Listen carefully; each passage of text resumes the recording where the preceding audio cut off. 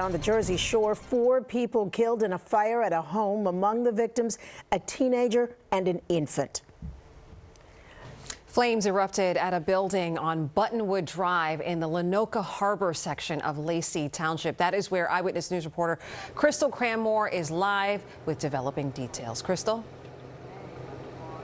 Good afternoon. There's so much new information that we're learning, including what officials believe started this fire. But first, the victims. Authorities have now identified the victims. We're learning that 2 of the 4 victims killed in the fire have been identified as 39-year-old Jennifer Wright and 34-year-old Elena Wright, sisters, according to neighbors. A 14-year-old girl and a 4-month-old baby also died. Now, crews were able to rescue a 67-year-old woman named Brenda Wright. 1 family, 3 generations. Again, all of this according to neighbors. Now, community is just devastated this afternoon. All that remains, a shell of a home. The fire started inside this Buttonwood home around 12:30 Tuesday afternoon. The house was fully engulfed in flames when firefighters arrived. Emergency responders rescued Brenda from the back of the home, we're told, but crews were unable to save the 4 others who were trapped inside. According to authorities, firefighters attempted to save the victims, but the roof collapsed, forcing the firefighters to evacuate. Now, we did speak to a resident who says the family has lived here for decades, and she described those tense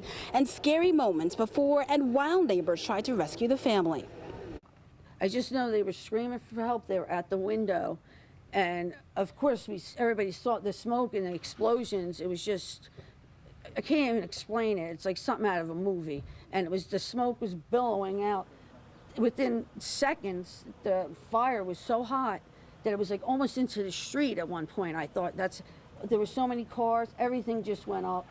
And then the roof came down, and I think the firefighters just about got in there to get to save the people, and that's when the roof came down, so they had to back out.